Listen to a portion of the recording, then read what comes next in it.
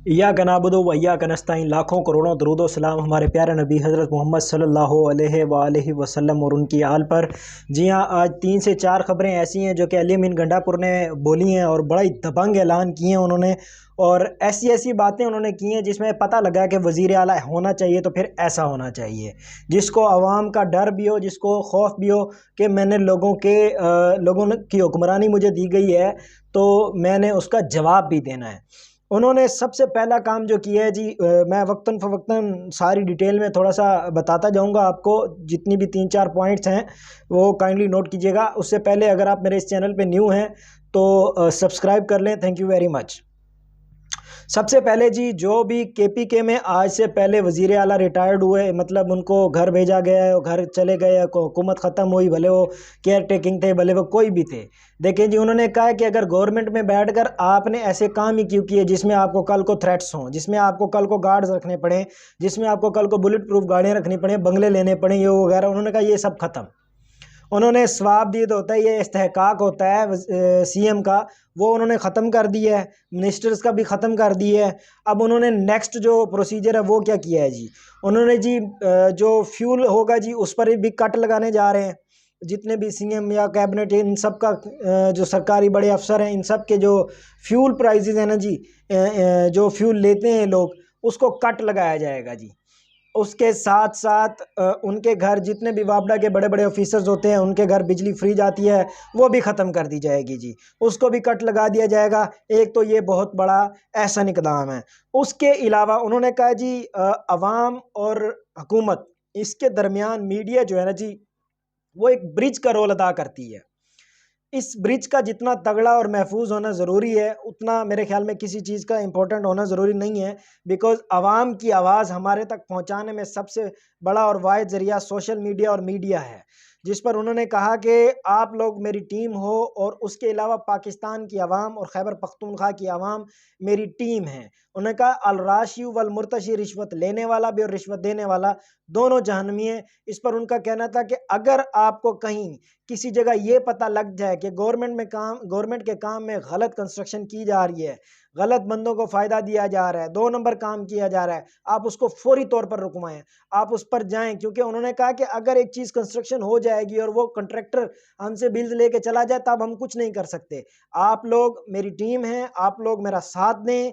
आप लोगों को जहाँ जो चीज़ गलत नज़र आती है, आप मीडिया के तवस्सुत से मेरे तक ये चीज़ें पहुँचाएं। मुझे ऐसे ऑफिस में बैठे हुए पता नहीं लगेगा। मेरे हाथ बाजू आप लोग हैं और आप लोगों को ही चाहिए।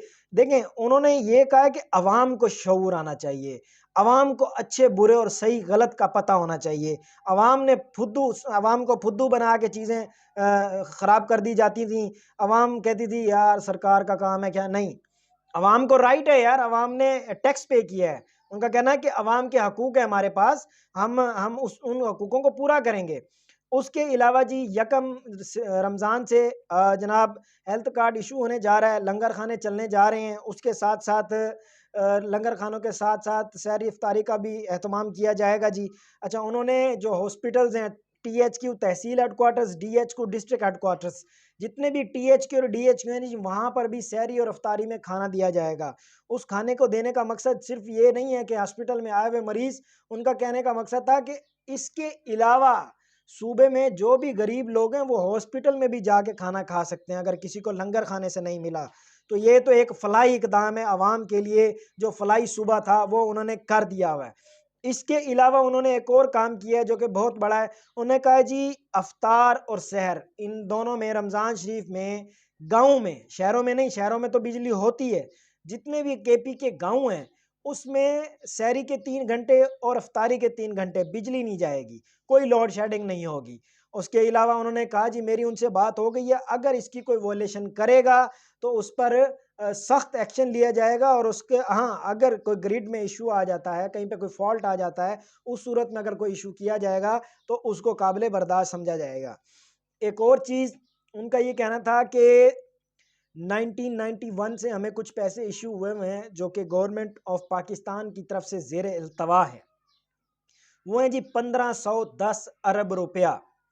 اور ان کے اوپر 600-650 کا قرضہ بھی ہے KPK کی گورنمنٹ کے اوپر. تو انہوں نے کہا جی آپ میرا 1510 ارب روپیہ مجھے ریٹرن کر دیں. میں یہ نہیں کہتا کہ آپ کے معاشی حالات اتنے زیادہ ڈسٹرب ہیں تو آپ مجھے ابھی کر دیں. انہوں نے کہا اس کی مد میں آپ لوگوں کو جو ٹیکس ہے نا جی، وہ جو گیس کا یونٹ ہے اور بجلی کا یونٹ ہے وہ میں ہاف ریٹ میں دوں گا، آپ اس طرح میرے پیسے پورے کریں. تو انہوں نے یہ بھی کہا. اس کے علاوہ انہوں نے اپنے صوبے کے اندر غریبوں کی فلاح کے لیے ہر گھر تک 10-10 ہزار روپے پہنچانے کا کہا ہے جی. انہوں نے کہا راشن کے اوپر کام نہیں کریں گے کیونکہ لوگ یہ کہیں گے کہ کوالٹی اچھی نہیں تھی، آٹا اچھا نہیں تھا، گندم اچھی نہیں تھی، چاول اچھے نہیں تھے، دالیں اچھی نہیں تھیں، گھی اچھا نہیں تھا، آئل اچھا نہیں تھا اور باقی چیزیں بھی. تو اس پر انہوں نے کہا کوالٹی ایشوز کی وجہ سے اور تصادم ہونے کی وجہ سے جب راشن کی تقسیم ہوتی ہے تو تصادم ہونے کا خطرہ ہوتا ہے. اور لاسٹ ٹائم لڑائی ہو گئی تھی KPK کے اندر اور ایک جان ضائع ہو گئی تھی، جس کی وجہ سے انہوں نے کہا جی ہم ہر گھر تک پیسہ پہنچائیں گے 10,000 روپیہ ضرورت مندوں تک. یہ نہ کہ باقی صوبوں کی طرح 2,000 روپیہ دیں گے. 2,000 روپے میں آ جاتا ہی کیا ہے بھائی؟ 2,000 روپے میں میرے خیال میں 2-3 کلو گھی آ جائے یا آئل ہی آ جائے، بڑی بات ہے.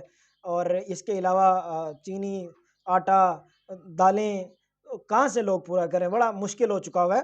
انہوں نے کہا جی آپ اگر گورنمنٹ دیکھیں، جب عمران خان کی گورنمنٹ گرائی گئی تب انفلیشن ریٹ، مہنگائی، شرح مہنگائی جو تھی نا وہ تھی 13%. اب جو اس کے بعد 16 مہینے PDM کی گورنمنٹ رہی تب مہنگائی چلی گئی 38%. اس کے بعد جناب مہنگائی واپس آئی 33%. اب دوبارہ آئی ہوئی ہے 23% کے اوپر. تو یہ میں آپ کو ایکچوئل فیکٹس اینڈ فیگرز آپ تک شیئر کر رہا ہوں تاکہ آپ لوگوں کو پتہ ہو کہ پاکستان کی کرنٹ سچویشنز کیا ہیں. انہوں نے کہا جی عمران خان کی حکومت کو نہ گرایا جاتا تو آج یہ حالات نہ پیدا ہوتے. اور ان کا یہ بھی کہنا تھا کہ ہمارا وفاق کے ساتھ جو سیاسی معاملات ہیں وہ ویسے رہیں گے کیونکہ یہ مینڈیٹ چور ہیں، انہوں نے مینڈیٹ چوری کی ہے. اس کے علاوہ اپنے صوبے کی عوام کی خاطر اپنی ہٹ درمی سے میں ہٹوں گا، اپنے صوبے کی عوام کا حق لوں گا ان سے. اگر وہ نہایتی عاجزی کے ساتھ، اگر وہ یہ سمجھتے ہیں کہ ہم عاجزی کے ساتھ اگر بات کر رہے ہیں تو اس کا مقصد یہ نہیں ہے کہ ہمیں قانونی طریقے نہیں آتے. انہوں نے کہا ہمیں لینا پڑا by hooks and by crooks, ہم لے کے دکھائیں گے. اور یہ ایک اچھی چیز ہے، اپنی عوام کے لیے لڑ رہے ہیں جی وہ، اور فلاحی کام کرنے جا رہے ہیں. سب سے بڑا اقدام جو آخری انہوں نے بات کی وہ تھی جناب سکل پروگرام. اس کے اندر جو نوجوان لوگ خیبر پختونخوا میں ہیں جی ان کے لیے جابز اویلیبل نہیں ہیں. جابز کا ایک بہت بڑا ایشو ہے. انہوں نے کہا ہماری سرکار کے پاس اتنا پیسہ نہیں ہے کہ ہم وہ پیسہ یوٹیلائز کر کے جابز دے سکیں، ہمارے پاس اتنی جابز نہیں ہیں، لہٰذا ہم اپنے نوجوانوں کو ایک سکل ڈیولپمنٹ پروگرام دیں گے جس میں بچوں کو فری لانسنگ، جس میں بچوں کو ویڈیو ایڈیٹنگ، جس میں بچوں کو ہر قسم کی ٹیکنیکل چیزیں سکھائی جائیں گی، جس سے بچوں میں نالج آئے گا، جس سے بچے سارا کچھ سیکھیں گے. اس کے بعد ہم انہیں قرضے دیں گے بلا سود. لیکن جس بھی کام میں سود ایڈ ہو جائے وہ چیز ترقی نہیں کرتی ہے. اب پاکستان کی مثال لے لیں، پاکستان نے 1958 سے پہلے بڑا اچھا گرو کیا، اس کے بعد بھی اچھا گرو رہے. جب پاکستان مسلسل IMF کے اوپر انحصار رہا ہے تو IMF نے بھی IMF ایک سودی ادارہ ہے، ایک سودی نظام ہے، جس کی وجہ سے پاکستان آج تک اس قرضے سے باہر نہیں آ پایا. پاکستان کو چاہیے اسٹیٹ بینک آف پاکستان شرح سود کو بالکل ختم کر دیا جائے، کسی بھی بینک میں شرح سود نہ ہو. البتہ کمیشن جو ہوتا ہے نا جی وہ ہونی چاہیے کہ آپ اتنی ٹرانزیکشن کریں گے اس پر آپ کو یہ ٹیکس پے کرنا پڑے گا. ٹیکس حلال چیز ہے اور جو سود ہے جی وہ حرام ہے، تو وہ سود ختم ہو جانی چاہیے ہر لحاظ سے. اور انہوں نے کہا جی ہم بلا سود قرضے دیں گے اور نوجوانوں سے کہیں گے وہ اپنے بزنسز کریں، وہ اپنے کاروبار کریں اور معاشی طور پر پاکستان کو سٹیبل کریں. اور اس کے ساتھ ساتھ IMF کے اوپر میں بات کرتا چلوں جی. IMF نے وہی کیا جو ان سے اس چیز کی توقع نہیں تھی، اس چیز کی امید نہیں تھی. مطلب آپ یہ دیکھیں کہ IMF نے میں یہ کہوں گا کہ عمران خان صاحب کے خط کا جواب دیا ہے. ان کا کہنا ہے جی ہم ملک کے معاشی معاملات تک جاتے ہیں اور اداروں تک جاتے ہیں، ہم ملک کے جو الیکٹورل ایشوز ہیں، ملک کے جو سیاسی معاملات ہیں، ہم اس میں مداخلت نہیں کرتے.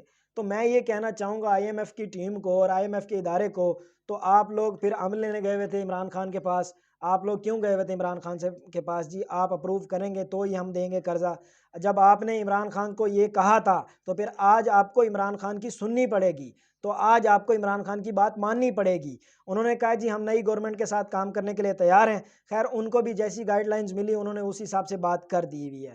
So hope for the best for Pakistan, hope for the best for Imran Khan. اگلے 5 دن دوبارہ میں کہہ رہا ہوں امپورٹنٹ ہونے والے ہیں کیونکہ عمران خان آ رہا ہے باہر۔ تھینک یو ویری مچ، اللہ حافظ۔